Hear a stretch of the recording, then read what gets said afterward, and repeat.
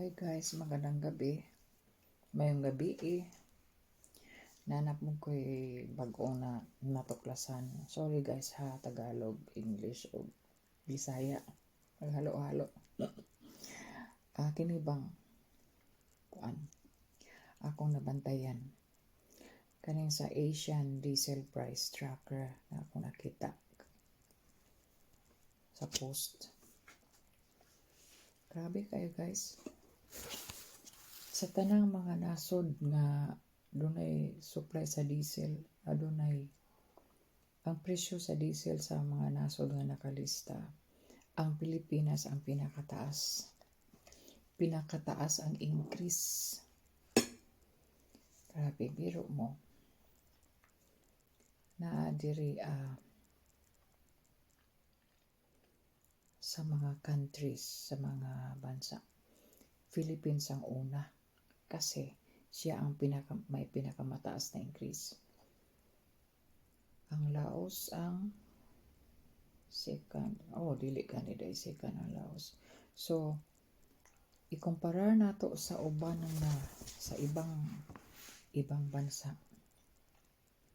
Pinakamataas gyud ang ating bansa, pinakamalaki ang pag-akyat ng presyo. So, from January 2026, ang presyo ng diesel ay 54.89 per liter, pesos per liter. Pagdating ng March 22, 2026, ito ang latest, naging 108 to 129 kaagad siya.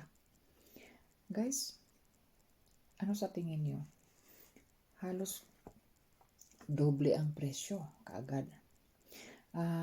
Meron pa nga daw tayong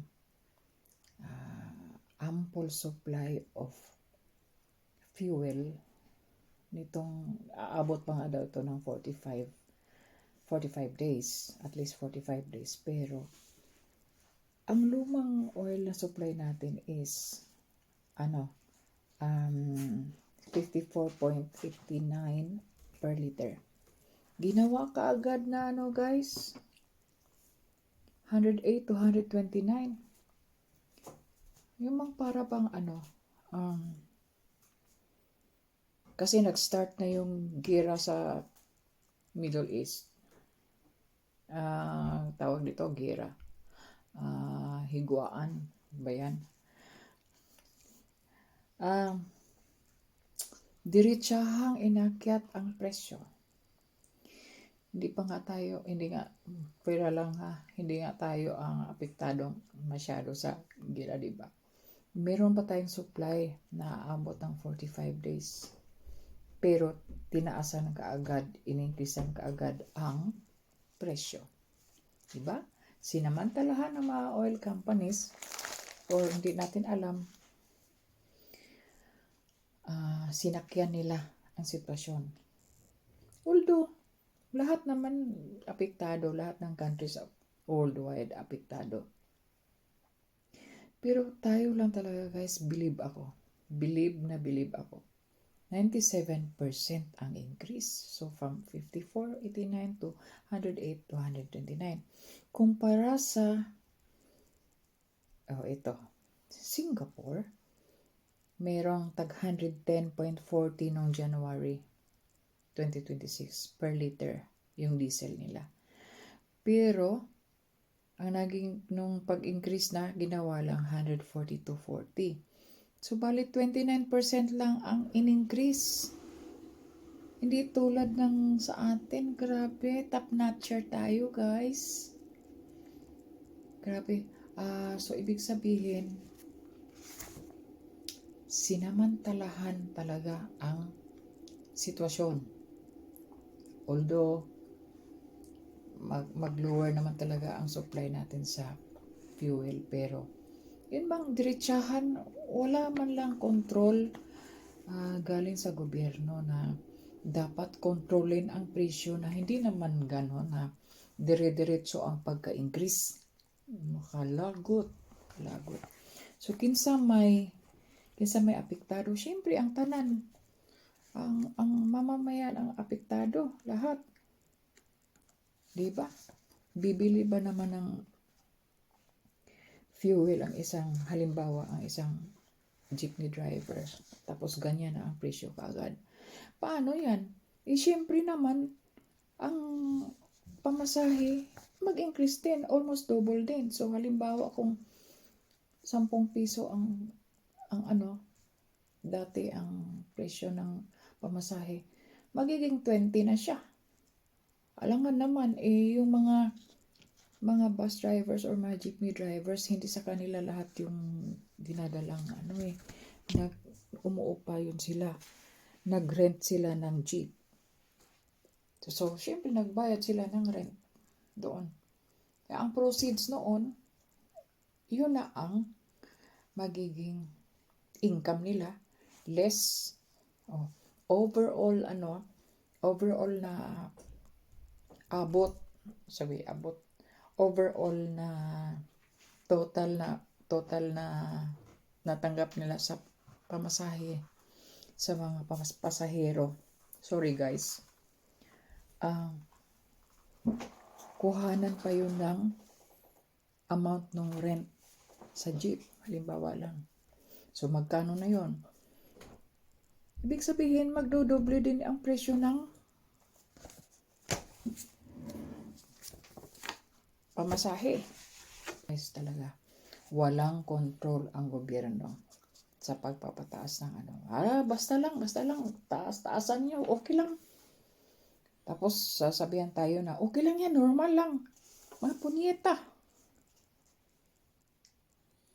Oh, grabe. Halos doble ang presyo. Ang ibang bansa rin, pwede rin sila magpataas ng presyo, di ba? Pero, grabe talaga ang Pilipinas. Sure winner talaga siya sa increase. Ang taas. Ibero mo. Singapore, di ba? 110 lang per liter. Ginawa nilang 142.40 per liter. So, 29% lang ang increase. Meron pa dito, naging 46% ang increase sa Thailand. 48.30 lang dati, naging 70.50. So, very good talaga ang Pilipinas. Wala sa dito.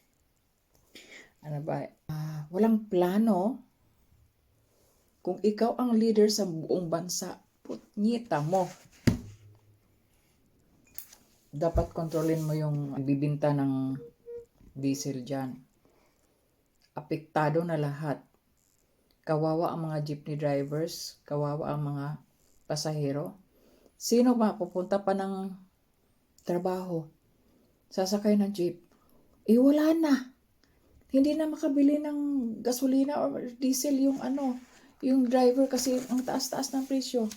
Hindi na rin sasakay yung pasahero kasi ang mahal ng pamasahe. Maglalakad na lang ako. Siyempre naman, kung malapit lang yung trabahoan mo, kung hindi, kung malayo yun, o di, mawawalan ka rin ng trabaho kasi football ka. Mag-absent ka na lang kasi wala ka ng pamasahe, hindi mo na kaya yung pamasahe. Ni-stretch mo na yung budget ng buong pamilya mo. Ang budget sa pamasahe, kulang na yun. So, apektado talaga lahat, guys. Dahil lang sa diesel na yan, dahil lang sa fuel na yan, apektado lahat. Lahat ng food commodities, basic commodities, aakyat talaga ang presyo. Hindi sabihin normal lang ito. Tapos, matagal na yung crisis. Ilang weeks na. Ang tagal lang sinasabi, ngayon pa lang sasabihin na may crisis na. Ang tagal lang na yung crisis. Hindi lang ngayon. Buisit. Sasabihan pa tayo na